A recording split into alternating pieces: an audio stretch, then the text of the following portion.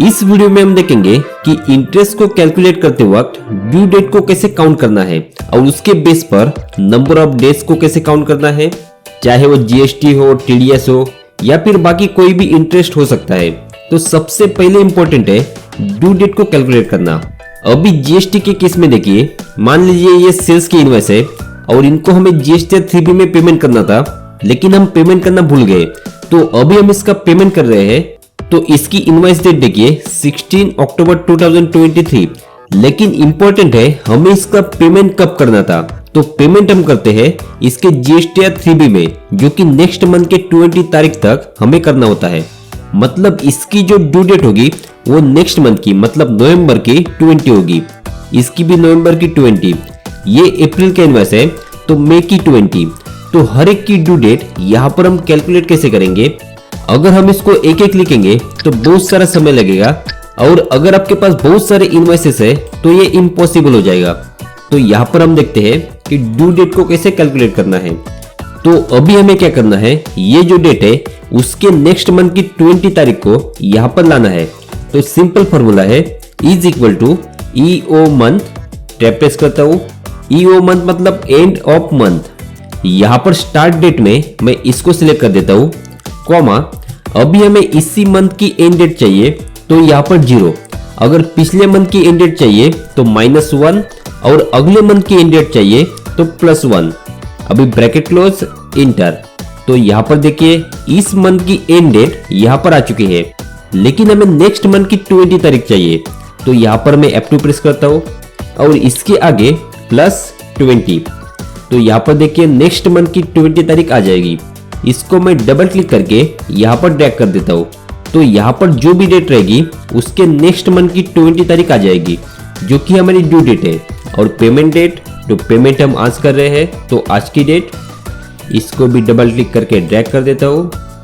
अभी यहाँ पर देखिए नंबर ऑफ डेज, तो इज इक्वल टू यहाँ पर पेमेंट डेट माइनस यहाँ पर ड्यू डेट, इंटर। तो नंबर ऑफ डेज है वो 53 डेज है, मतलब ये डेट से ये डेट तक 53 डेज हमने लेट कर चुके हैं। तो यहाँ पर डेज आ जाएंगे। अभी हम आईजीएसटी, सीजीएसटी, एसजीएसटी इसका इंटरेस्ट यहाँ पर कैलकुलेट करेंगे। तो यहाँ पर देखिए ये सेल्स की इनवॉइस है और लेट पेमेंट के जो इंटरेस्ट रेट है वो 18% है।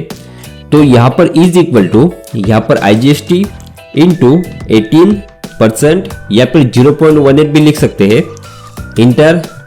अभी इसको डबल क्लिक करके ड्रैग कर देता हूँ।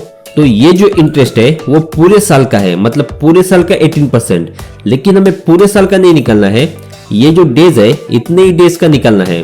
तो यहाँ पर F2 कर देता हूँ, डिवाइडेड बाय 365, क्योंकि पूरे साल में 365 डेज होते हैं, इंटर। और यहाँ पर डबल क्लिक करके ड्रैग कर देता हूँ। अभी ये जो इंटरेस्ट है वो एक दिन का है, क्योंकि हमने इसको 365 से डिवाइड कर दिया, लेकिन हमें इतने डेज का चाहिए। तो सिंपल है 365 इंटू यहाँ पर 53, इंटर। और इसको डबल क्लिक करके ड्रैग कर देता हूँ। तो ये जो इंटरेस्ट है वो 240 डेज का इंटरेस्ट है। यहाँ पर भी सेम इज इक्वल टू यहाँ पर CGST into 18% divided by 365, inter.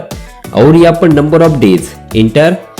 यहाँ पर भी सेम इज इक्वल टू यहाँ पर SGST into 18% divided by 365 into यहाँ पर नंबर ऑफ डेज, इंटर। अभी इसको दोनों को सिलेक्ट करके मैं ड्रैग कर देता हूँ। तो यहाँ पर देखिए आईजीएसटी, सीजीएसटी, एसजीएसटी इनका इंटरेस्ट कैलकुलेट हो चुका है। अभी जीएसटी के अलावा बाकी जो इंटरेस्ट कैलकुलेशन है वो मोस्टली सेम ही रहेंगे। वहाँ पर चेंज क्या होगा, यहाँ पर जो इंटरेस्ट रेट है उसमें चेंज होगा, और यहाँ पर ड्यू डेट, मतलब किसी किसी मंथ में पूरे मंथ का इंटरेस्ट लगता है। कोई कोई केस होते हैं जैसे कि टीडीएस। अभी यहाँ पर अक्टूबर की डेट है तो पूरे अक्टूबर का मतलब 1 तारीख से इंटरेस्ट लगेगा। जैसे कि यहाँ पर नेक्स्ट मंथ की 20 थी, यहाँ पर 1 तारीख से। उस केस में क्या करना है, देखिए मैं यहाँ पर ये हटा देता हूँ, ब्रैकेट क्लोज, ईओ मंथ का फॉर्मूला है, इंटर। अभी यहाँ पर इस मंथ की एंड डेट आ चुकी है, लेकिन हमें इस मंथ की फर्स्ट डेट मतलब 1 तारीख चाहिए। तो सिंपल है, यहाँ पर जहाँ पर 0 है वहां पर -1 करना है।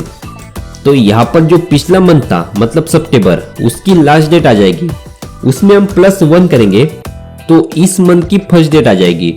इसको मैं डबल क्लिक करके ड्रैग कर देता हूँ, तो ये हमारी ड्यू डेट हो गई।